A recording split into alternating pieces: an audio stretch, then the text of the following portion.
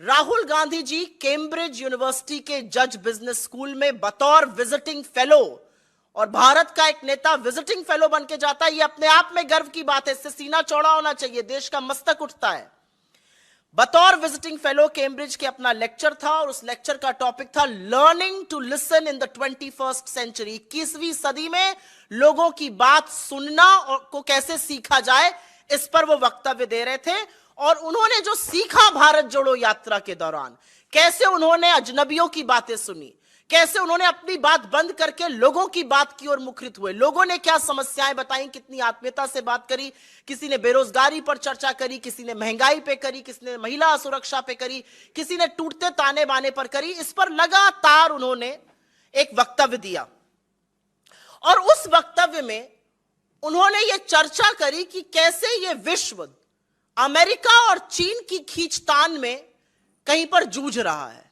और उन्होंने यह भी बोला कि इसी जूझते हुए विश्व में और इसी परिवेश में भारत की एक अहम भूमिका होगी, भारत की का एक अहम किरदार होगा, एक अहम भूमिका होगी।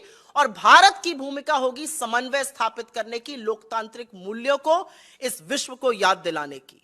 उन्होंने आपने सुना भी, उन्होंने इस वक्तव्य में यह भी कहा, उन्होंने अमेरिका और चाइना की तुलना करी, अमेरिका के इनोवेशन की, चाइना के आईपी रेगुलेशन की। उन्होंने तुलना करी कि कैसे अमेरिका जो इकोनॉमी बना, the land of the free, और कैसे चीन जो था उसने प्रोडक्शन दुनिया का वहां पर लाया।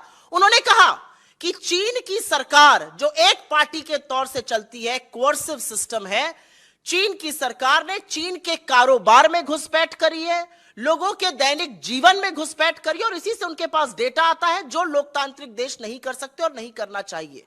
उन्होंने कहा कि चाहे आर्टिफिशियल इंटेलिजेंस हो या साइबर वॉरफेयर हो, उसकी आधारशिला यहीं से आती है कि अनलाइक जो कॉरपोरेशंस अमेरिका ने बनाई, चीन ने उन कॉरपोरेशंस में सरकार को, तंत्र को घुसेड़ने का, लोगों के जीवन में घुसने का काम किया। और पुरजोर तरीके से कहा कि भारत की क्या अहम भूमिका होगी।